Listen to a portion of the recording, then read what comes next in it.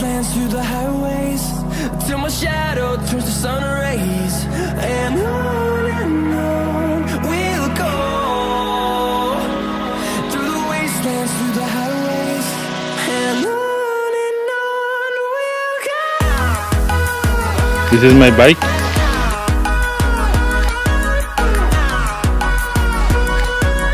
And this is my key to happiness.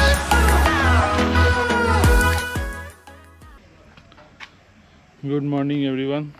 So আজকে একটা ছোট ভিডিও বানাবো about my bike. অনেক দিন ধরে বলেছিলাম ভিডিওটা বানাবো, সো আপডেট করা হচ্ছিল না। তো বেসিক্যালি ভিডিওটা হবে যে আমার বাইকটাকে তোমরা ভ্লগে দেখো, সো বাইকটার কী কী অ্যাক্সেসরিজ আছে, কী কী কাজ করানো আছে, এই নিয়ে একটা ছোট ভ্লগ বানাবো। আস্তে আস্তে শুরু করি প্রথম থেকে। তো বাইকটা আমি কিনেছিলাম জুন 2022-এ আমাদের ঠাকুরপুকুরের শোরুম থেকে। তো তারপরে বাইকটা আমার অ্যাকচুয়ালি লেক ব্লু কালারের বাইকটা এতদিন ছিল। প্রথমে আমি করিয়েছিলাম যে বাইকে ট্যাঙ্কটা যেহেতু কালার, বাকি সবই প্লাস্টিক কম্পোনেন্ট বাইকে, তো সেই জন্য কালারটা প্রোটেক্ট করার জন্য পিপিএফ ল্যামিনেশন কোটিং করিয়েছিলাম।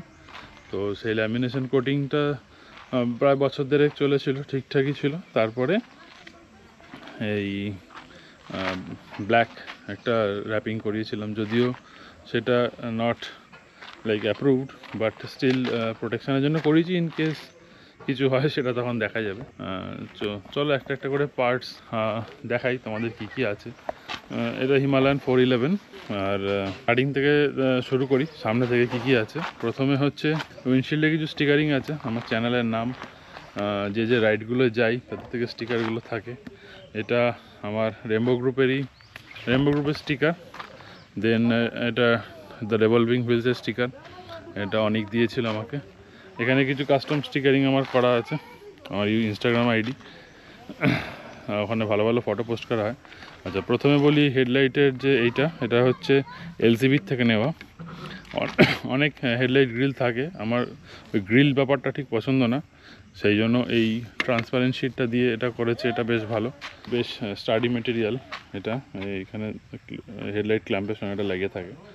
আচ্ছা, সেকেন্ড হচ্ছে নিচে থেকে নামতে গেলে এইখানে হচ্ছে এর নিচে ফগ ল্যাম্প আছে। ফগ ল্যাম্পগুলো হচ্ছে এই জি 4 LED সেট আপ, দুদিকে 60 ওয়াটের। এগুলো বেশ ভালো থ্রো।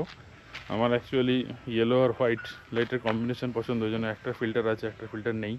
ওটার ফিল্টার আছে, রাখা আছে। বাকি রিসেন্টলি এই ট্রিপে আসার আগে টায়ারটা চেঞ্জ করেছি। স্টকে সিয়ের টায়ার আছে। এটা হচ্ছে অ্যাপোলো F6 সামনে লাগিয়েছি, পিছনে অ্যাপোলো আছে, যাচ্ছি পিছনে আস্তে আস্তে। তো এই নাকেল গার্ডগুলো স্টক হিমালয়ানের ডিফল্ট আসে। এইখানে একটু আমি রিফ্লেকটিভ টেপ দিয়ে বানিয়েছি। আচ্ছা, এদিকে চলে আসি। এদিকে আসলে তোমরা দেখতে পাবে এই আয়না দুটো হচ্ছে রয়্যাল এনফিল্ডের টুরিং মিরর। এই রয়্যাল এনফিল্ডের টুরিং মিররগুলো এখানে আমার আছে। টুরিং মিররগুলো বেশ স্টক হিমালয়ানের থেকে একটু স্টার্ডি মিরর। আর এটা বলে একটা অ্যান্টি গ্লেয়ার ফিচার আছে, কিন্তু সেটা খুব এফেক্টিভ আমি পাই না, বাট হ্যাঁ কাজ করে, কিছুটা হলেও কাজ করে। আচ্ছা, দেন হচ্ছে এটা গ্র্যান্ড পিট স্টপে দেখতেই পাচ্ছ, গ্র্যান্ড পিট স্টপের একটা মোবাইল হোল্ডার আছে। এটার সঙ্গে এই মাউন্টটাও সম্ভবত এটা এলসিবি বা গ্র্যান্ড পিট স্টপেরই, এটা অ্যামাজন থেকে নেওয়া হয়েছিল। তো প্রত্যেকটা আইটেমের প্রাইস আমি পরে বলে দিচ্ছি। ওকে,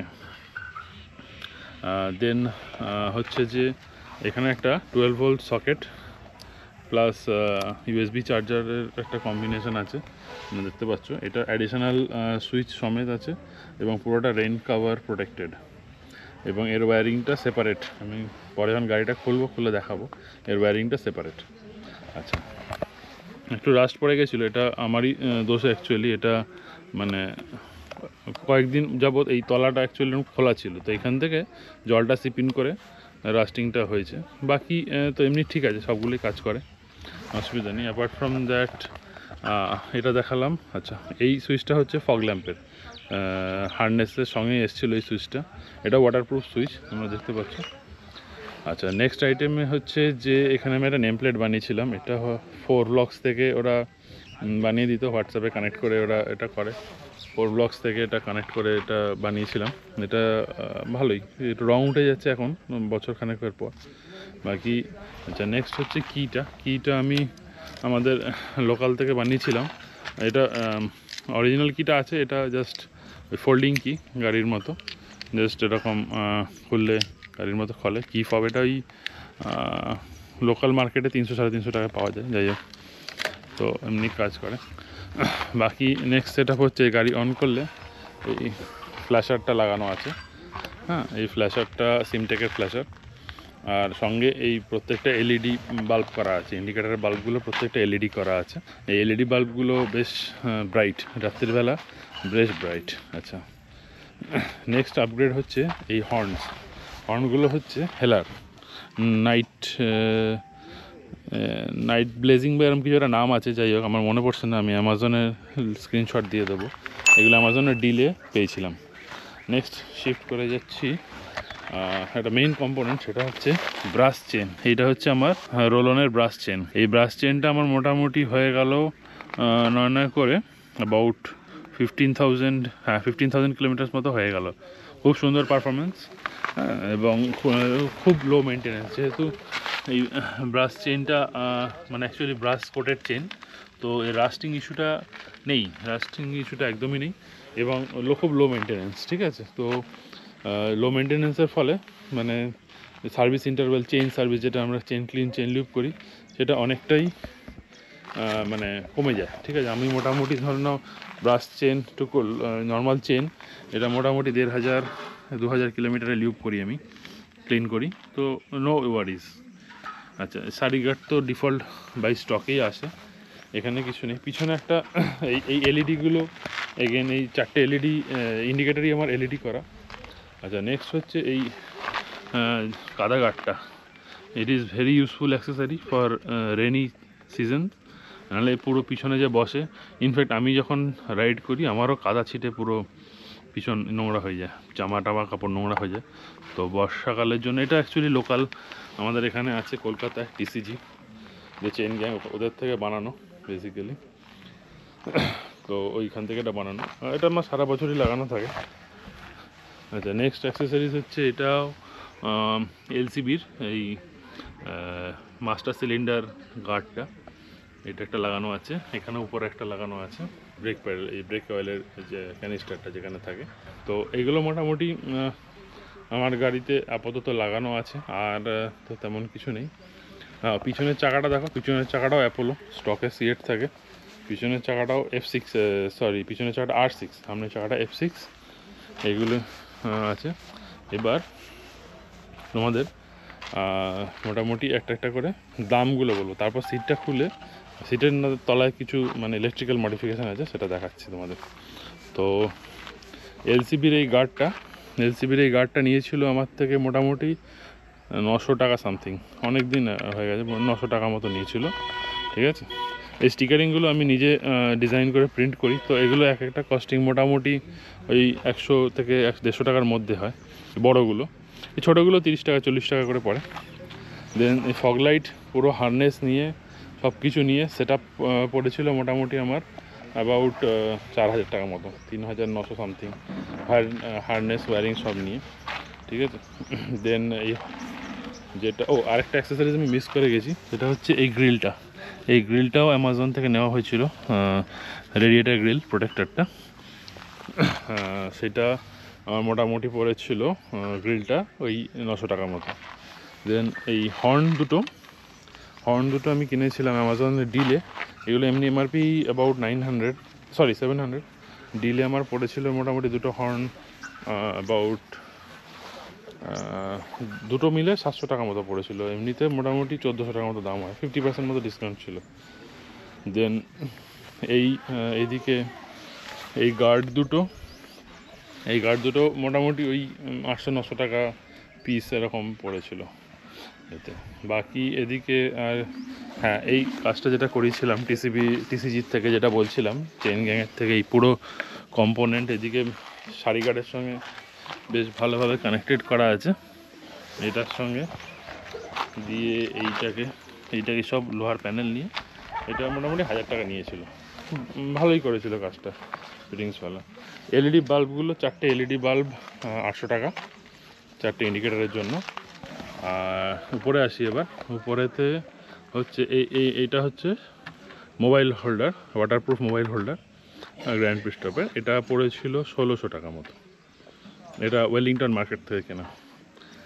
আচ্ছা, দেন এই লোহার ফ্রেমটা পড়েছিল এগেন এদের থেকেই নিয়েছিলাম ওয়েলিংটন মার্কেটে। এটা পড়েছিল ওই অ্যারাউন্ড 700 টাকা মতো এই ফ্রেমটা আর এটা 1600 টাকা মতো। আচ্ছা, দেন এই যে মোবাইল মাউন্ট এটা আছে, এটা পড়েছিল মোটামুটি 1200 টাকা মতো। এই multi with wiring harness and everything. ফিটিংসটা আমি নিজেই করেছিলাম, দেখাচ্ছি কীভাবে ফিটিংস করেছি।